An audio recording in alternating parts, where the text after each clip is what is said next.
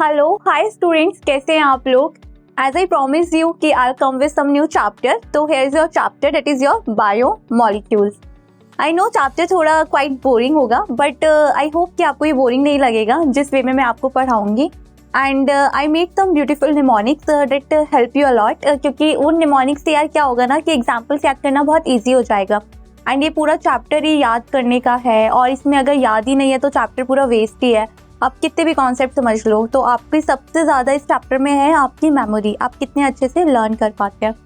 तो चैप्टर थोड़ा name boring लगता है, so here I put some quite interesting pictures. ये रहे आपके, ठीक है। तो लेट्स स्टार्ट। ये रहा carbohydrate, lipids, proteins and your nucleic acid. तो let's start with the chapter that is your biomolecules. हम हमेशा से करते आ रहे हैं कि हम वर्ड्स देखेंगे एंड देन हम उसे स्प्रेड करेंगे। अगर मैं बात बायोमोलिक्यूल्स की कर रही हूँ तो बायोमोलिक्यूल्स में बेटा बायो का मतलब क्या होगा। बायो, इस बायो का मतलब क्या होगा कि लाइफ। बायो मतलब क्या होता है बेटा, लाइफ। मॉलिक्यूल्स जो एक लाइफ के लिविंग ऑर्गेनिज्म के अंदर प्रेजेंट होंगे, तो molecules that present in a living system that called your biomolecules. ठीक है बेटा। अब बायोमोलिक्यूल्स किसी ऑर्गेनिज्म के अंदर या किसी लिविंग ऑर्गेनिज्म के अंदर कैसे है, हमें कैसे पता चलेगा। एक तो हमारे जो बायोमोलिक्यूल्स होते हैं, हमने इन्हें दो पार्ट्स में डिवाइडेड करा है।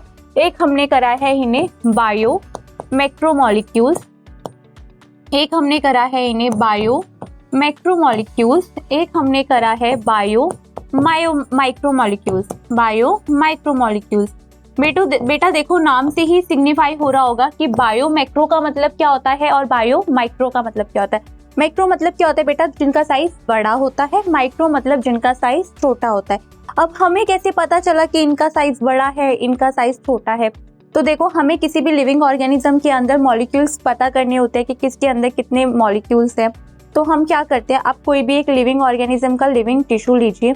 सपोज आपने लीवर ले लिया, किडनी ले लिया, whatever you want to study, या आपने कोई भी वेजिटेबल ले लिया, लीफ ले लिया, एक्सेट्रा एक्सेट्रा आपने लिया वो, और जिसके बारे में आपको स्टडी करनी है। सपोज आपने एक लिविंग टिश्यू लिया, हम एक पेस्टल मॉर्टर लेंगे जिसमें हम चटनी बनाएंगे। लिटरली हम चटनी बनाने वाले हैं टिश्यू की अपनी। तो हमने ऑर्गन की, हमने वो लिविंग टिश्यू लिया, हमने उसकी क्या बनाई बेटा, चटनी बना दी हमने उसकी लिविंग ऑर्गन की। तो हमने क्या लिया, पेस्टल और मॉर्टर लिया। जैसे हम घर में चटनी बनाते हैं ना पेस्टल और मॉर्टर से, उसी की हेल्प से हमने उस ऑर्गन की क्या बना दी बेटा, चटनी बना दी। अब यार वो चटनी बनाई है तो उस चटनी में हमें ऐड भी करना पड़ेगा ना। हम घर में क्या करते हैं, पानी ऐड करते हैं। हम यहाँ पर क्या ऐड करेंगे, अपना ट्राइक्लोरोएसिटिक एसिड। हमने उसकी मदद से उसकी क्या करी, एक चटनी बना दी, जिसको हमने क्या बोला, स्लरी बना दी हमने एक लिविंग टिश्यू की इन अ ट्राइक्लोरोएसिटिक एसिड। जब अब मेरी चटनी बनके रेडी हो गई तो बेटा मैंने उसे क्या करा, फिल्टर करा with the help of the चीज क्लॉथ। तो जब बेटा मैंने फिल्टर करा तो कुछ चीजें ऐसी थी जो फिल्टर होके नीचे आ गई थी, कुछ चीजें ऐसी थी जो बेटा फिल्टर होके नीचे नहीं आ पाई थी, जो प्रॉपर फिल्टर नहीं हो पाई थी। तो जो चीज बेटा फिल्टर नहीं हो पाई थी तो ऑब्वियस सी बात है उनका साइज क्या रहा होगा, बड़ा होगा, तभी तो बेटा वो फिल्टर होके नहीं आ पाए। अब देखो, हम पानी और सैंड होता है तो सैंड ऊपर रह जाते हैं, क्योंकि सैंड के पार्टिकल्स आपके क्या होते हैं, बड़े होते हैं, तो ऊपर रह जाते हैं, पानी नीचे आ जाता है, डिसॉल्वेबल होता है ना। तो ऐसे हमने यहाँ पर चटनी बनाई, तो चटनी को हमने फिल्टर करा, तो कुछ आपके क्या हो गए, आपके ऊपर रह गए, आपके बायोमाइक्रोमोलिक्यूल्स ऊपर रह गए, जिसे हमने क्या बोला, रेटेंटेट बोला। और जो फिल्टर आउट होके नीचे आ गया उसे हमने क्या बोला, फिल्ट्रेट बोला हमने। ठीक है। अब क्या हुआ, हमें पता चल गया कि जो रेटेंटेट था वो कैसे थे, आपके बायोमाइक्रोमोलिक्यूल्स थे, जो फिल्ट्रेट है वो आपके बायोमाइक्रोमोलिक्यूल्स है। अब हमने इसमें एक टर्म दिए एसिड इनसॉल्युबल पूल, और एक हमने दिया है एसिड सॉल्युबल पूल। तो जो आपका रेटेंटेट था वो, ये सिंस आपका ट्राइक्लोरिक एसिड क्या है बेटा, ये सॉल्वेंट है, तो जो इस सॉल्वेंट के अंदर डिसॉल्व नहीं हो पाया तो वो कैसा था, एसिड इनसॉल्युबल। ऑब्वियसली वो डिसॉल्व नहीं हो पाया तभी तो वो इनसॉल्युबल है ना, और जो डिसॉल्व होकर आ गया नीचे, हमने उसे क्या बोला, एसिड सॉल्युबल पूल। तो बायोमैक्रोमोलिक्यूल्स के हमारे एग्जांपल होते हैं आपके न्यूक्लिक एसिड, प्रोटीन्स, पॉलीसैकेराइड्स। बेटा एक फैट, आप बोलोगे कि मैम फैट तो माइक्रोमोलिक्यूल होता है, आपने यहाँ पर बायोमैक्रोमोलिक्यूल में क्या लिखा हुआ है। तो देखो बेटा, फैट एक एक्सेप्शन होता है। जब हमने चटनी बनाई तो हम किसी भी टिश्यू की अगर बेटा चटनी बना रहे हैं तो बेटा उसमें सेल मेम्ब्रेन्स भी होगी, क्योंकि सेल आपका किससे कंपोज होकर बना होगा, टिश्यू से। टिश्यू आपका किससे कंपोज होकर बना होगा, सेल से। तो जब आप किसी टिश्यू की चटनी बना रहे हो तो उसकी सेल मेम्ब्रेन भी ब्रेक डाउन हो रही होगी। और आपने पढ़ा है अभी कि सेल मेम्ब्रेन क्या होती है बेटा, बायोलिपिड लेयर होती है। ठीक है। तो जब सेल मेम्ब्रेन टूटती है तो बेटा ये क्या बना लेती है, फैट, अपने फैट के छोटे छोटे वेसिकल्स बना लेते हैं। क्या बना लेते हैं बेटा, ऐसे छोटे छोटे वेसिकल्स बना लेते हैं, क्योंकि आपकी जो मेम्ब्रेन होती है वो कैसी होती है, बायोलिपिड लेयर होती है। एक लिपिड का मॉलिक्यूल तो बेटा नीचे आ जाता, बट उन्होंने क्या करा बेटा, फैट के वेसिकल्स बना लिए बहुत सारे, जिनका साइज क्या होता है, बड़ा होता है, जो फिल्टर आउट होके नीचे नहीं आ पाते, इसलिए किस में रह गए बेटा, आपके रेटेंटेट में। क्लियर। और बायो माइक्रोमोलिक्यूल्स के एग्जांपल होते हैं आपका मिनरल्स होता है, नाइट्रोजनस बेस होता है, सिंपल शुगर्स होते हैं, अमाइनो एसिड्स होते हैं, विटामिन्स होते हैं एंड मिनरल्स होते हैं। क्लियर। अगर मैं आपको एक ओवरऑल क्विक बताऊं तो हमने क्या करा, पेस्टल और मॉर्टल लिया, उसमें लिविंग टिश्यू लिया, उसकी चटनी बना दी, फिर हमें पता करना था कौन सा मैक्रोमोलिक्यूल्स है, कौन सा माइक्रोमोलिक्यूल्स है। ठीक है, तो हमने फिल्टर करा उसे, जो ऊपर रह गया हमने उसे क्या बोला, रेटेंटेट।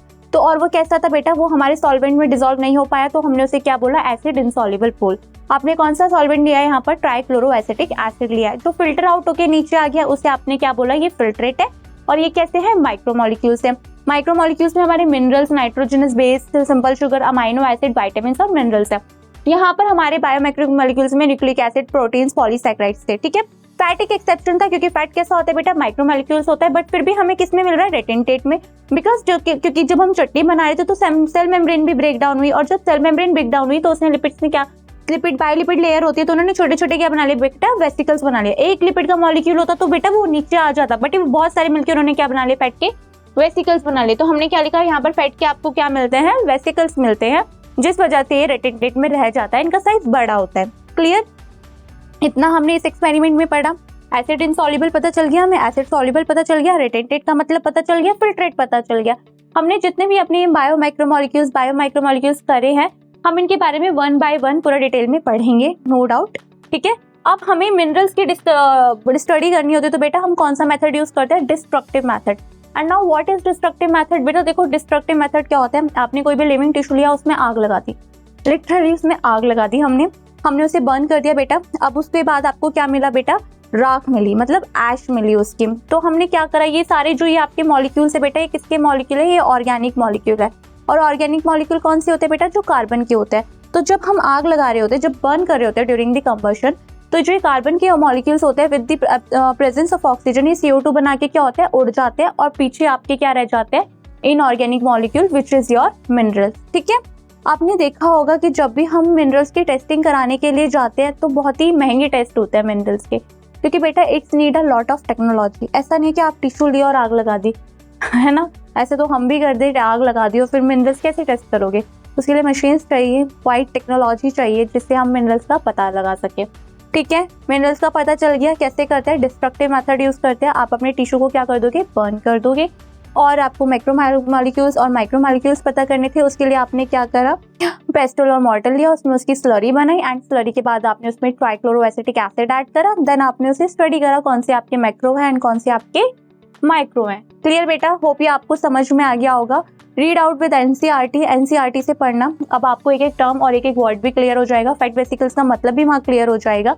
ठीक है, पढ़ना जरूर है। अब हमें देखो यार, ये जो परसेंटेज है कि कितना अर्थ, ये जो एलिमेंट्स है ये कितना अर्थ क्रस्ट में है और कितना ह्यूमन बॉडी में है, इनकी परसेंटेज याद करने के लिए नहीं बोलूंगी मैं, क्योंकि परसेंटेज इतना इंपॉर्टेंट नहीं है, बट इनके इंक्रीजिंग और डिक्रीजिंग ऑर्डर से एक सवाल आता है। ये आपका PYQ में आया था, इंक्रीजिंग और डिक्रीजिंग से क्वेश्चन आता है। अगर अर्थ क्रस्ट की बात करें तो उसके लिए मैंने एक निमोनिक बनाया है, विच इज योर OC काना, एंड ह्यूमन बॉडी के लिए हमने बनाया है OC नका। क्या बनाया, OC नका। अर्थ क्रस्ट के लिए क्या है बेटा, OC काना, और ह्यूमन बॉडी के लिए क्या है, OC नका। ठीक है, देखो कितने सिंपल निमोनिक्स बनाया मैंने आप लोगों के लिए। चलो नेक्स्ट हम देखेंगे कि हमारे जो ये कंपोनेंट्स है इनका परसेंटेज कितना है हमारे सेलुलर में, मतलब हमारे सेल में इनका कितना कंपोजिशन है। ठीक है बेटा, अगर हम इनकी परसेंटेज याद करना, इट्स वेरी इंपॉर्टेंट। इसकी परसेंटेज बेटा याद करना इंपॉर्टेंट है, इसकी परसेंटेज आपको याद होनी चाहिए। इसके लिए भी मैंने एक निमोनिक बनाया, विच इज योर H2O पिनाकली। ठीक है, देखो बेटा H2O का ज्यादा है, देन आपका प्रोटीन्स है, देन बेटा आपके न्यूक्लिक एसिड्स हैं। ठीक है बेटा, ये मैंने इंक्रीजिंग ऑर्डर्स में लगाया हुआ है। आपको पता है ना डिसेंडिंग ऑर्डर क्या होता है, असेंडिंग ऑर्डर क्या होता है, होप सब मैथ्स पढ़ के आए हैं यार। डिसेंडिंग ऑर्डर्स यार, पहले बड़ा फिर उससे, ठीक है, असेंडिंग छोटा फिर वो। ये कैसा है बेटा, आपका डिसेंडिंग ऑर्डर में है। मैंने आपको 2-3 निमोनिक्स बताए, एक मैंने एलिमेंट्स के लिए आपको क्या बताया, OC काना, और ह्यूमन का क्या बताया, OC नका। ठीक है, और सेलुलर मास के लिए मैंने आपको क्या बताया, H2O पिनाकली। ठीक है, H2O वाटर था इसलिए H2O लिख दिया, H2O पिनाकली। क्लियर बेटा। चलो, एक टर्म है बेटा हमारा, एक होते हैं हमारे पास प्राइमरी एंड सेकेंडरी मेटाबोलाइट। अब ये प्राइमरी एंड सेकेंडरी मेटाबोलाइट क्या होते हैं? प्राइमरी एंड सेकेंडरी मेटाबोलाइट, देखो बेटा ड्यूरिंग द मेटाबॉलिज्म हमारी बॉडी में बहुत सारे metabolites during the time of metabolism हमारी बॉडी में दो तरह के मेटाबोलाइट्स बनते हैं। एक होता है प्राइमरी मेटाबोलाइट्स और एक होता है सेकेंडरी मेटाबोलाइट। ठीक है, ये कब बनते हैं बेटा? During the time of the metabolism. ठीक है, हमारे प्राइमरी मेटाबोलाइट्स एक लिविंग ऑर्गेनिज्म के लिए प्रॉपर फंक्शनिंग करने के लिए वेरी इंपॉर्टेंट। आप देखो अमाइनो एसिड्स, कार्बोहाइड्रेट्स, प्रोटीन्स ये सब ना हो तो क्या हम सर्वाइव कर सकते हैं? क्या हमारी बॉडी प्रॉपर फंक्शनिंग कर सकती है? नहीं ना। हमारी बॉडी में ड्यूरिंग द मेटाबॉलिज्म दो तरह के मेटाबोलाइट्स बने, एक बना प्राइमरी मेटाबोलाइट्स और एक बना सेकेंडरी मेटाबोलाइट्स। मैंने आपको बोला कि प्राइमरी मेटाबोलाइट्स हर एक लिविंग ऑर्गेनिज्म के लिए इसेंशियल थिंग है। अगर वो नहीं होगा तो उसके बिना आपकी बॉडी प्रॉपर फंक्शनिंग कर ही नहीं सकती बेटा। बट जो सेकेंडरी मेटाबोलाइट्स होते हैं ये प्लांट्स बनाते हैं या आपके माइक्रोब्स या आपके फंजाई।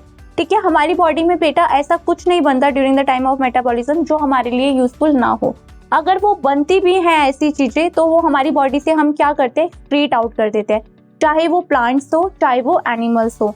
अब प्लांट्स क्या करते हैं during the time of metabolism? Primary metabolites इनमें भी बनता है बेटा, बट ये कुछ सेकेंडरी मेटाबोलाइट भी बना लेते हैं। बट मैंने आपको क्या बताया कि सेकेंडरी मेटाबोलाइट्स नेसेसरी थिंग नहीं है, these are the side products. ये साइड प्रोडक्ट होते हैं। अब इन्होंने तो बेटा गलती से बना लिए, अब जरूरी नहीं है कि अब ये तो इन्हें यूज करेंगे नहीं तो वो अपनी बॉडी से बाहर निकाल देते हैं। तो उसके लिए क्या करते हैं हम वी आर सिंस वेरी चालू लोग, तो हम अपने ह्यूमन वेलफेयर के लिए उसे यूज करते हैं। ठीक है, ड्यूरिंग द मेटाबॉलिज्म आपके क्या बने हैं? प्राइमरी मेटाबोलाइट्स बने हैं और सेकेंडरी मेटाबोलाइट्स बने हैं। प्राइमरी मेटाबोलाइट्स आपके बहुत ही इंपॉर्टेंट रोल प्ले करते हैं इन दी मेटाबॉलिज्म। ठीक है, देखो अब मैंने क्या डेफिनेशन लिखी है, ध्यान से सुनना। Metabolites which are directly involve in bodies basic metabolic reaction, देखो लिखा हुआ है ना, directly involve in bodies basic metabolic reaction में वेरी इंपॉर्टेंट है ये। लाइक आपका नॉर्मल ग्रोथ हो गया, डेवलपमेंट हो गई और आपकी रिप्रोडक्शन हो गई। क्लियर?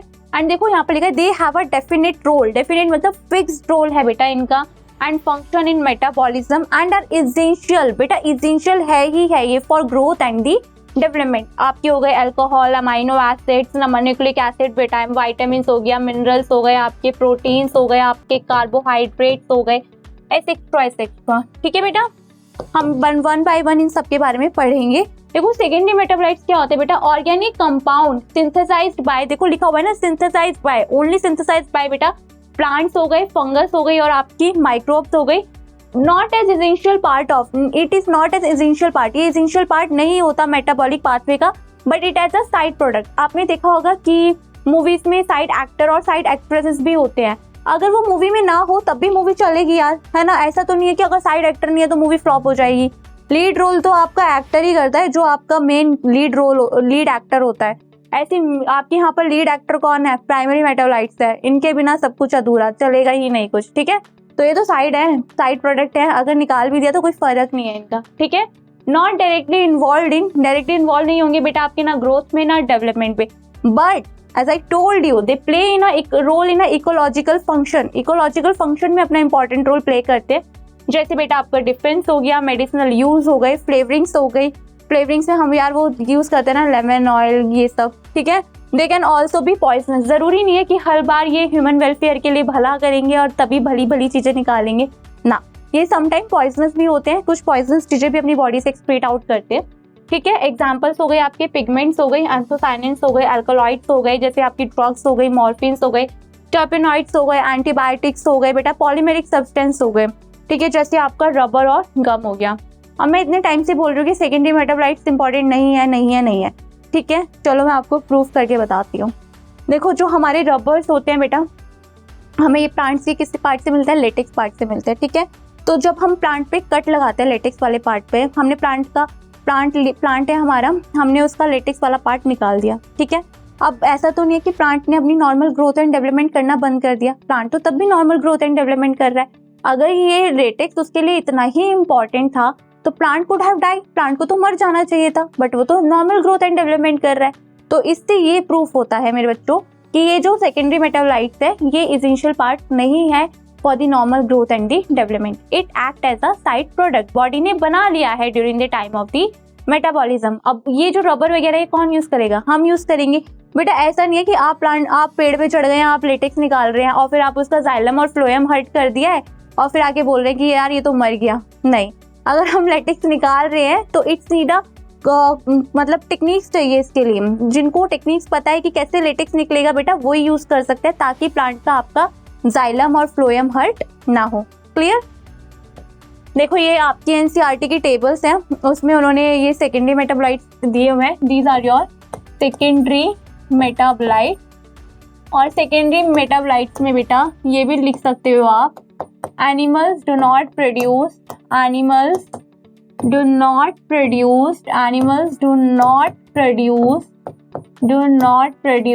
Any secondary metabolite. ठीक है बेटा, ये आपके कौन करते हैं सेकेंडरी मेटाबोलाइट्स? एक आपका हो गया प्लांट्स हो गया, एक आपके माइक्रोब्स हो गए, एक आपके फंगस हो गए, फंजाई हो गया. ठीक है, क्लियर बेटा?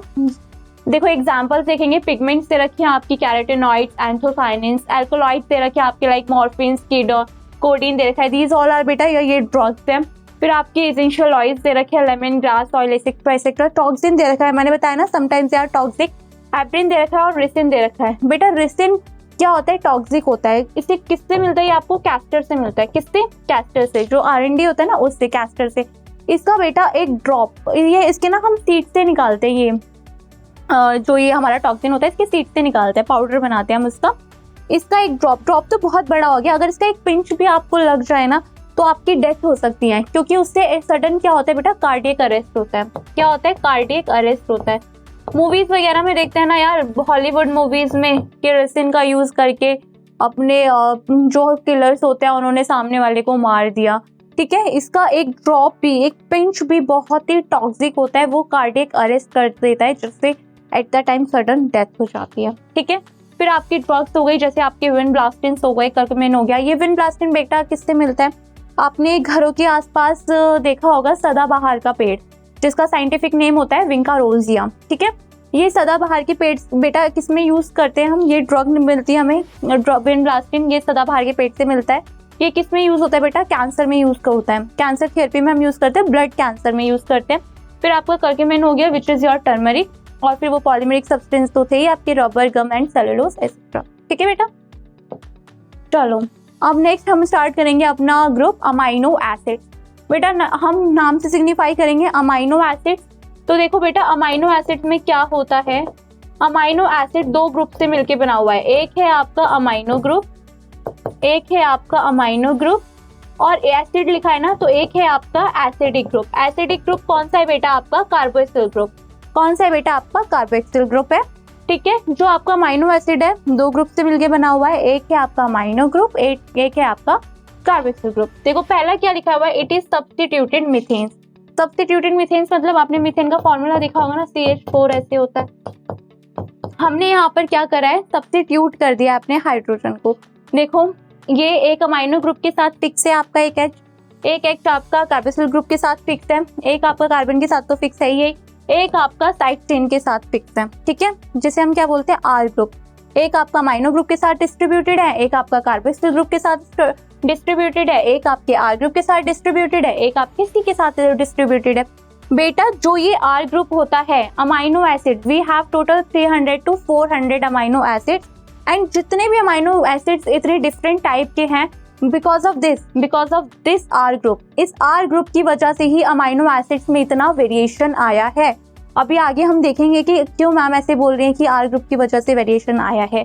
हमारा अमाइनो ग्रुप, हमारा अमाइनो एसिड जब भी चेंज होगा इस R ग्रुप की वजह से ही चेंज होगा. It is a variable group. कौन सा होता है बेटा आपका? R ग्रुप कौन सा है आपका? वेरिएबल ग्रुप है. क्या है ये आपका बेटा? Variable group. जितने भी चेंज आएंगे अमाइनो एसिड की प्रॉपर्टीज में इस R ग्रुप की वजह से ही आने वाले हैं. ठीक है, ये जो C कार्बन होता है जो मिडिल में है, इसे हम क्या बोलते हैं बेटा? अल्फा कार्बन भी बोलते हैं. हम इसे अल्फा कार्बन क्यों बोल रहे हैं बेटा? अल्फा कार्बन उसको बोलते हैं जिस कार्बन के सराउंडिंग में सारे क्या हो? डिफरेंट ग्रुप हो. जिस कार्बन के सराउंडिंग में सारे आपके डिफरेंट ग्रुप हो. आप यहाँ देख लो, इस कार्बन की सराउंडिंग में एक अमाइनो ग्रुप है, एक कार्बोक्सिल ग्रुप है, एक आर ग्रुप है जो इसकी पूरी वेरिएशन लाता है। तो ऐसे कार्बन को हम क्या बोलते हैं बेटा? Alpha carbon. ठीक है, आपने सुना होगा amino acid forms proteins. Amino acids मिल के क्या बनाते हैं बेटा? आपका प्रोटीन बनाते हैं। तो these are the basic unit to form proteins. ठीक है बेटा, कैसी होती है आपकी basic unit to form proteins? तो अमाइनो एसिड कैसा हो जाएगा? मोनोमर हो जाएगा ना, मोनोमर हो गया ये। ठीक है, क्या बनाया इसने? प्रोटीन्स बनाएगा। तो ये प्रोटीन्स की क्या हो गई? Monomer unit of amino acid. ठीक है, देखो मैंने आपको बोला कि जितने भी वेरिएशन आने हैं अमाइनो एसिड में इस आर ग्रुप की वजह से आएंगे। देखो अगर आर ग्रुप की जगह पर एच आ गया तो इसने क्या बना लिया? ग्लाइसिन बना लिया। And glycine is your simplest amino acid. Glycine is your simplest amino acid.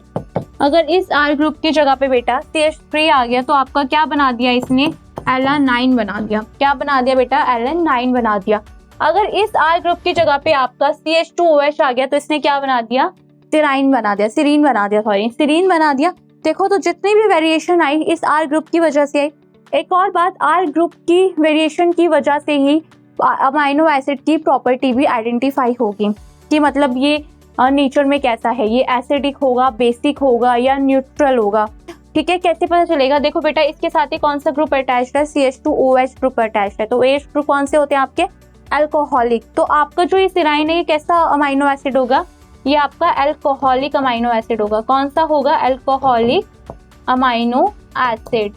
ठीक है, तो देखो इसी आर ग्रुप की वजह से वेरिएशन आई। यही आर ग्रुप रिस्पॉन्सिबल है कि मतलब यही आर ग्रुप आइडेंटिफिकेशन में हेल्प करेगा कि आपका जो अमाइनो एसिड है वो बेसिक है या एसिडिक है या न्यूट्रल है या अल्कोहलिक है। ठीक है, देखो CH2OH है तो OH ग्रुप एट है तो कौन सा हुआ? ये आपका अल्कोहलिक अमाइनो एसिड हुआ। तो सीरीज क्या है आपका? Alcoholic amino acid. Clear? Next है ज्विटर आयन फॉर्मेशन। ये भी अमाइनो एसिड की बेटा एक प्रॉपर्टी होती है। देखो अमाइनो एसिड की प्रॉपर्टी होती है कि वो ज्विटर आयन का फॉर्मेशन भी करता है। देखो हमने हमारा एक pH का सॉल्यूशन है, उसमें हमने अपने अमाइनो एसिड को डाला तो उसके बेस पे पता चलेगा कि हमारा अमाइनो एसिड कटायनिक है या अनायनिक है। ठीक है, एसिडिक या बेसिक जैसे आप बोलते हो।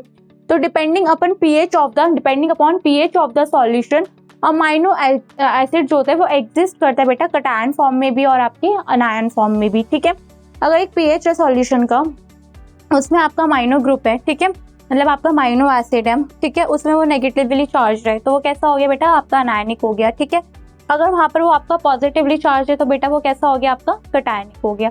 ठीक है, अब देखो ज्विटर आयन कैसे बनेगा। अगर मैं इसका pH चेंज करना चालू कर दूं, मैं इसका क्या कर दूं? अनायनिक से मैं इसका pH करना चेंज कर दूं तो आपको यहाँ पर बीच में एक ऐसा आयन मिलेगा जहाँ पर ये क्या हो जाएगा? आयोनाइजेशन करेंगे ना, ऑन आयोनाइजेशन हम इनका क्या करेंगे? आयोनाइजेशन करेंगे। ऑन आयोनाइजेशन बेटा क्या होता है? देखो ऑन आयोनाइजेशन क्या होगा?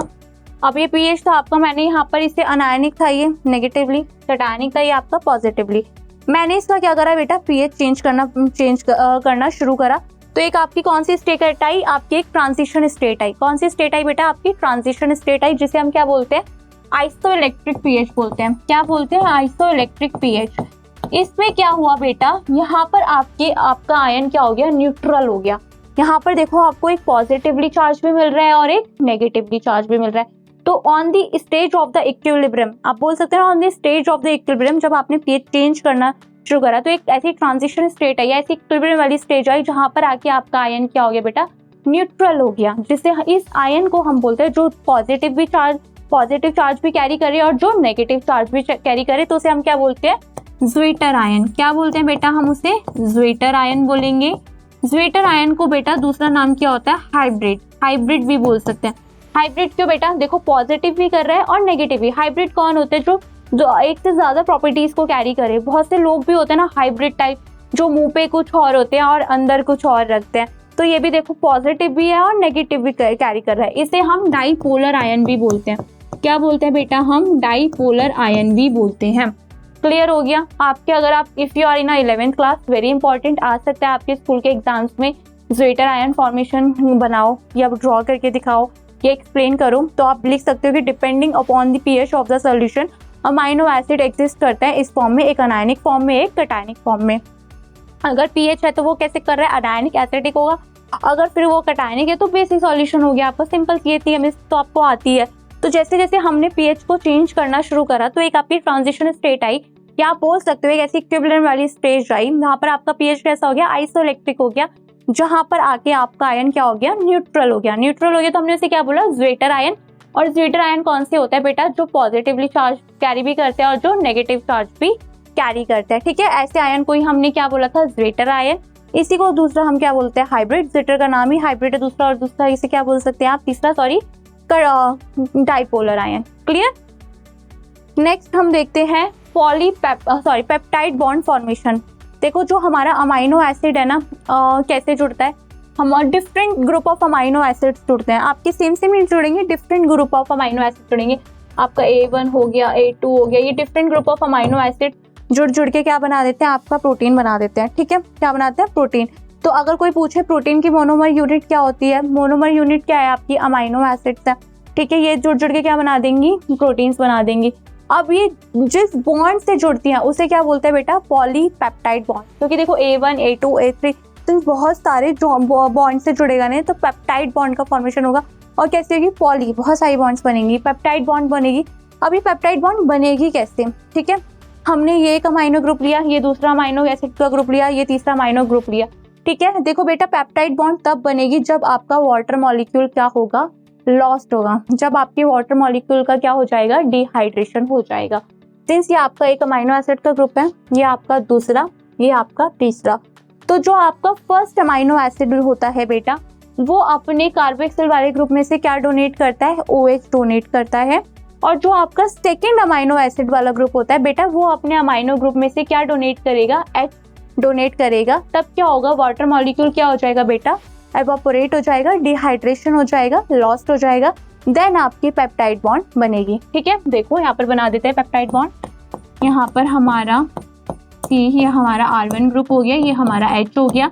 मैंने आपको बताया कि यहाँ COH में से OH क्या करेगा, कंट्रीब्यूट कर देगा। तो यहाँ आपका क्या रह गया, CO रह गया, और HNH में से मतलब अमाइनो ग्रुप में से इसने क्या दिया, अपना H डोनेट करा। तो यहाँ पर क्या रह गया, आपका NH रह गया, फिर आपका C, देन आपका ये ग्रुप आप ऐसे बना लोगे। फिर यहाँ पर सिंस आपका OH डोनेट करा है उसने और H डोनेट करा है, यहाँ पर आपका CONH रह गया, यहाँ पर C, यहाँ पर R3, ये आपका H और ये आपका COH। तो ये देखो, ये आपकी पेप्टाइड बॉन्ड का फॉर्मेशन हो गया। ये क्या है आपकी, ये आपकी पेप्टाइड बॉन्ड है। क्या है ये आपकी पेप्टाइड बॉन्ड, सिंपल है बेटा, कोई डिफिकल्ट वाली बात नहीं है। अमाइनो एसिड जब जुड़ते हैं तो वो किस बॉन्ड के साथ जुड़ता है, उसे हम क्या बोलते हैं, पेप्टाइड बॉन्ड बनाते हैं। जब एक अमाइनो एसिड दूसरे अमाइनो एसिड के साथ ज्वाइन होता है तो वो किस बॉन्ड के साथ ज्वाइन होता है बेटा, पेप्टाइड बॉन्ड के साथ ज्वाइन होता है। और अमाइनो एसिड जब एक चेन में जुड़ते हैं, जब अमाइनो एसिड जुड़ते रहते हैं तो अमाइनो एसिड फॉर्म करते हैं बेटा क्या, प्रोटीन्स। तो क्या हो गया, प्रोटीन्स कैसा हो गया, पॉलीमर हो गया। क्योंकि क्या हो गया, different group of amino acid add हो रहे हैं ना, तो हम उसे पॉलीमर बोलेंगे। और इसकी मोनोमर यूनिट क्या है, प्रोटीन की, अमाइनो एसिड है। ठीक है, तो यहाँ पर ये कौन सी बॉन्ड बनी है बेटा, polypeptide. Different group of amino acid add है, इसलिए हम इसे क्या बोलते हैं, पॉलीपेप्टाइड। ठीक है, पेप्टाइड बॉन्ड आपकी कैसे बनती है, आपकी different group of amino acid आगे ऐड हुए, ये आपका एक है, ये आपका दूसरा, ये आपका तीसरा। तो जो फर्स्ट अमाइनो एसिड ग्रुप होता है वो अपना क्या कंट्रीब्यूट करता है, अपने एसिडिक ग्रुप में से OH को कंट्रीब्यूट करता है। जो आपका सेकंड अमाइनो एसिड होता है बेटा, वो अपने अमाइनो ग्रुप में से क्या दान दे देता है, H ग्रुप दान दे देता है। तो आपका वाटर मॉलिक्यूल उड़ जाता है, डिहाइड्रेट हो जाता है, लॉस्ट हो जाता है। देन आपकी क्या बन जाती है, बॉन्ड बन जाती है। इसको आप क्या बोलते हो, पेप्टाइड बॉन्ड। ठीक है, नीट के पर्पज से बहुत इंपॉर्टेंट है, 11th के पर्पज से भी बहुत इंपॉर्टेंट है, स्कूल में आता है पेप्टाइड बॉन्ड एक्सप्लेन करने के लिए। तो आप देखो रिमूवल ऑफ पेप्टाइड बॉन्ड कैसे बना, तो हम यहाँ लिख सकते हैं peptide bond forms by removal of H2A from removal by of H2O, water molecules क्या हो गया बेटा, आपका लॉस्ट हो गया। Contributed by first group of amino acid ने क्या दिया, first group of amino acid ने क्या दिया बेटा, OH दिया। क्या दिया आपका, यहाँ ये क्या लिखा हुआ है, OH दिया। क्या दिया बेटा, अपना OH दिया। And second group of amino acid ने क्या दिया, अपना H दिया। क्या दिया, देखो लिखा हुआ है NH2 और नेक्स्ट अमाइनो एसिड ने उसने क्या कॉन्ट्रीब्यूट किया था, अपना H कॉन्ट्रीब्यूट करा था। तब जाके आपकी पेप्टाइड बॉन्ड का क्या हुआ था, फॉर्मेशन हुआ था। अगर मैं आपको बोलूँ कि how many peptide bonds are formed here, कितनी पेप्टाइड बॉन्ड बनी, इसमें तो चलो आप देख के बता सकते हो कि मैम ये 1 बनी और ये 2 बनी, ठीक है। बट अगर बहुत सारी बॉन्ड्स बन रही हो तो ऐसे थोड़ी गिनने बैठोगे 1 2 3 4 5, ऐसे थोड़ी गिनोगे कि 1 2। तो उसके लिए हमारा फॉर्मूला होता है नंबर ऑफ पेप्टाइड बॉन्ड। हम कैसे निकालते हैं, n इक्वल्स टू a-1। कैसे निकालते हैं बेटा, n इक्वल्स टू a-1, ठीक है। आपका total number of amino acid जितने होते हैं, total number of amino acid में से आप क्या माइनस कर देंगे बेटा, माइनस कर देंगे 1, ठीक है। यहाँ पर total number of amino acid के ग्रुप कितने थे बेटा, 3 थे। 3 में से मैंने क्या करा, 1 माइनस कर दिया, तो मेरी पेप्टाइड बॉन्ड कितनी बनी, 2 बनी, ठीक है। बहुत सिंपल था ना, मैंने बोला था ना कि बहुत ही सिंपल रहने वाला है, कोई हार्ड नहीं है। आप लोग बस सोचते हो कि बायोमोलिक्यूल्स चैप्टर आ गया तो भाई कितना खतरनाक हो जाएगा। नहीं, देखो कितना सिंपल था।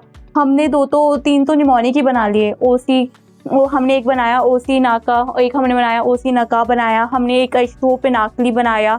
फिर हमने ज्वेटर आयन भी देख लिया यार। ज्वेटर आयन भी कितना सिंपल है कि पीएच के सॉल्यूशन पे डिपेंड कर रहा है कि अमाइनो एसिड कैसा होगा, प्रॉपर्टी है वो अमाइनो एसिड की। फिर हमने देखा कि अमाइनो एसिड किस बॉन्ड से जुड़ता है, तो उसे हम क्या बोलते हैं, पेप्टाइड बॉन्ड बोलते हैं। पेप्टाइड बॉन्ड कैसे बनती है बेटा, जो वाटर का क्या होता है, डिहाइड्रेशन हो जाता है। तो डिहाइड्रेशन कैसे होगा, first group of amino acid क्या देगा, अपना OH देगा, second group of amino acid क्या देगा, अपना H देगा, देन वाटर इवापोरेट हो गया, देन आपकी पेप्टाइड बॉन्ड बन गई। हमने पेप्टाइड बॉन्ड का फॉर्मूला भी सीख लिया, कैसे बनाते हैं, n इक्वल्स टू a-1। ए क्या हो गया आपका, total number of amino acid group -1, clear. हमने अपने मेटाबोलाइट्स पढ़े। हमने ये देखा कि ड्यूरिंग द मेटाबॉलिज्म 2 तरह के मेटाबोलाइट्स बनते हैं, एक प्राइमरी होता है, एक सेकेंडरी होता है।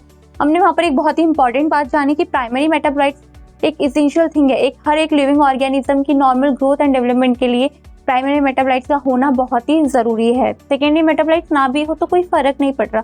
हमारे पास नहीं है तो ऐसा तो नहीं है कि मैं मर गई, जिंदा खड़ी हूँ ना, ऐसा तो नहीं है कि कुछ हो गया मुझे, नहीं। अगर सेकेंडरी मेटाबोलाइट्स जिसमें बन रहे हैं तो उनके लिए वो वेस्ट है, बट ह्यूमन ने अपने वेलफेयर के लिए, अपने इकोलॉजी पर्पस के लिए उसे क्या बनाया, यूजफुल बनाया, क्योंकि हमें कोई भी चीज़ वेस्ट नहीं करनी चाहिए। तो इसलिए हमने भी उससे क्या करा, इसेंशियल बनाया अपने लिए। इसेंशियल नहीं मतलब अपनी वेलफेयर के लिए हमने यूजफुल बना दिया उसे।